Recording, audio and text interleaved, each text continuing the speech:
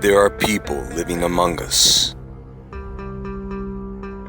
but they are not like others. They have abilities, strange gifts.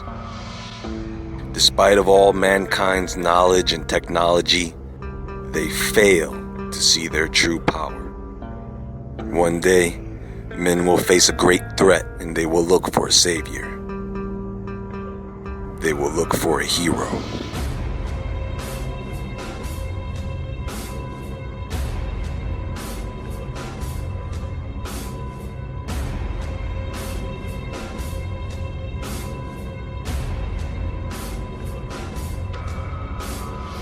Everyone who looks for strength within may discover special powers. They are the superhumans. And the few who possess great powers and are made immortal through the telling of their story, they are the legends.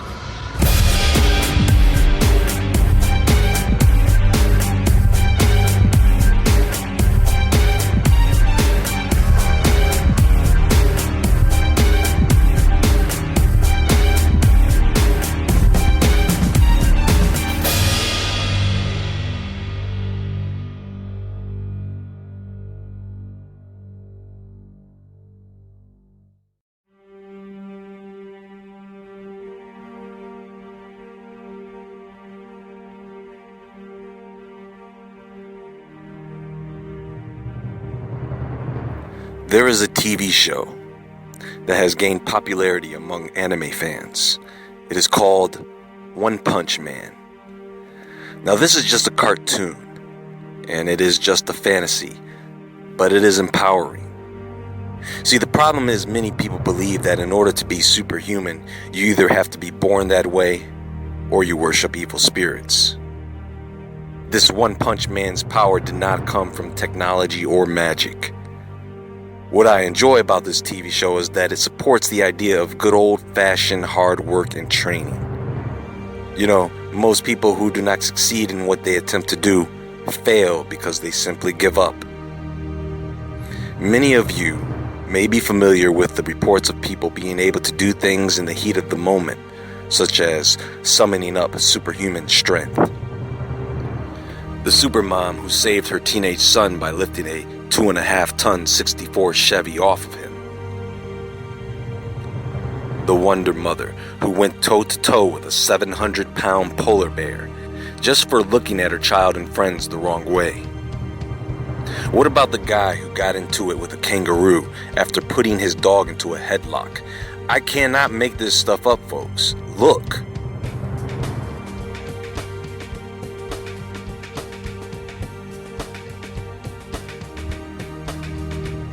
It's funny, I know, but these things can kill a man with one kick to the gut.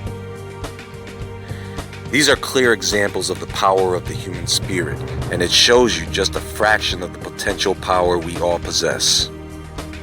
Now, some could say that in these instances, these people were aided by spirit helpers or angels. And I would not disagree, but I would not say that this is the case for all of these individuals.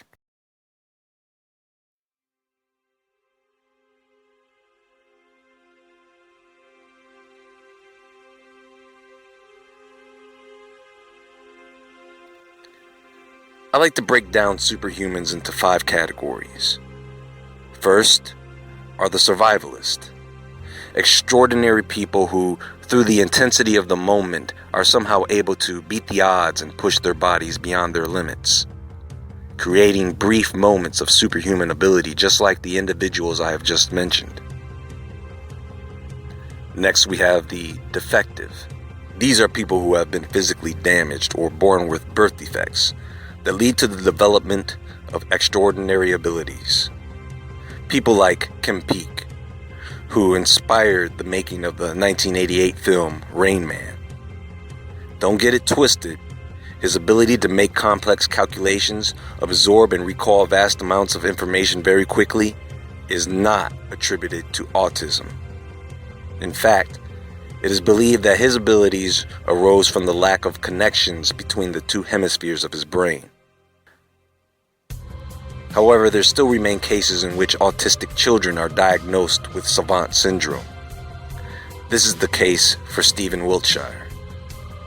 Diagnosed with autism at the age of 3, Stephen has the uncanny ability to draw entire city landscapes from memory.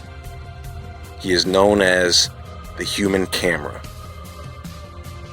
This guy could fly around any city for no more than 45 minutes in a helicopter, land, sit down in front of a blank canvas, and sketch the entire city right down to the smallest of geometrical details. Amazing, to say the least. Some people wouldn't be able to sit down and draw their own house with a photo, let alone draw it from memory.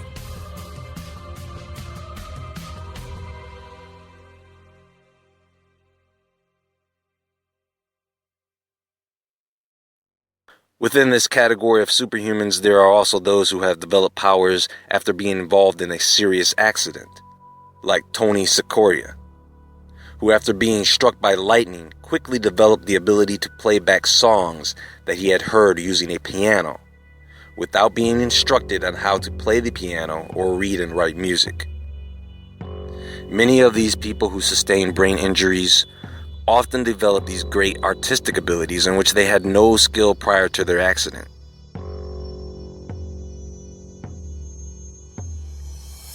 In the third category are the mutants. These are the type of people you'll find on Stan Lee's Superhumans. They have genetic mutations that do not impair them, but give them advantages over the rest of us, such as Hammerhead, John Ferraro, a man born with a thicker skull than most humans, giving him the ability to withstand a great amount of impact to his head.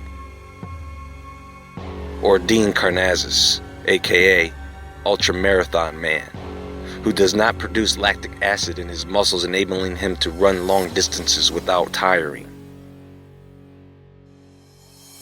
If you watch this TV show, you'll find that many of these type of superhumans have abilities, although amazing, are practically worthless. Like Mr. Eat-All, Michelotito, who within a 40-year time span has eaten around 9 tons of metal from bicycles to television sets. This madman ate an airplane. Other than for the benefit of entertainment, I don't see how this superpower helps him or anybody else for that matter. Turns out that the lining in his digestive tract was thicker than the majority of people, as well as having stronger digestive juices. When I say was thicker, I mean he died at the age of 57, due to natural causes, of course. In the larger category of superhuman, there are who I like to refer to as the developers. Now this is really where good and evil come into play, because this is not random or by accident. These people have either learned and developed their powers, or they have further developed abilities they already had. The Shaolin monks or the yogis of India are great examples of how a person can train their mind and body to do these things. What they can do is pretty cool, but I think the most valuable ability to possess would be the healing factor. Isao Machi, the Iairo master of Kawanishi, Japan, holds several Guinness World Records, including the fastest 1,000 cuts with a katana. His sensory perception is so sharp, he has been able to slice through a pea-sized gun pellet traveling at 200 miles per hour. Stig Severinsen is the Danish freediver in the Guinness Book of World Records for the longest breath hold, 22 minutes. We have Wim Hof, known as the Iceman, who uses a form of meditation to withstand extreme cold. He holds 26 world records, including the longest ice bath of 1 hour, 52 minutes, and 42 seconds. These are the people who have simply trained their bodies to do these things. Now, if someone were to contract me to go out and find these known individuals to join my team of superheroes, I would have to go with Isao Machi. He's skilled with the sword and can probably cut flying bullets in half. I'll take Hammerhead for the muscle. Stick Severinsen, cause you need an Aquaman. A couple of those Shaolin monks. The lady who beat up that polar bear. And the guy in the hoodie. Oh, I'll get to him in a moment. You give me that Magnificent Seven and I think we've got a pretty good team here. When it comes to psychic abilities and telekinesis, things of that nature, I believe that some of it is developed natural ability, and I also believe that some people can take it too far. Once you go beyond the channeling of chi energy, once you go beyond just focusing your mind, taking care of your body, and the others around you, once you go beyond your mind to search for outside sources of power, now you are seeking the help from other beings. And this is where sacred rituals come into play. Witchcraft, sorcery. Many of you pray to a god. You are seeking the power from another being. The people who end up seeking power from the dark forces typically end up finding out that they don't really know what they're dealing with. Their bodies break down, teeth fall out, they look old, just evil looking. You gotta stay in the light, folks. Stay in the light. Finally, we have the smallest category of superhumans, the metahumans.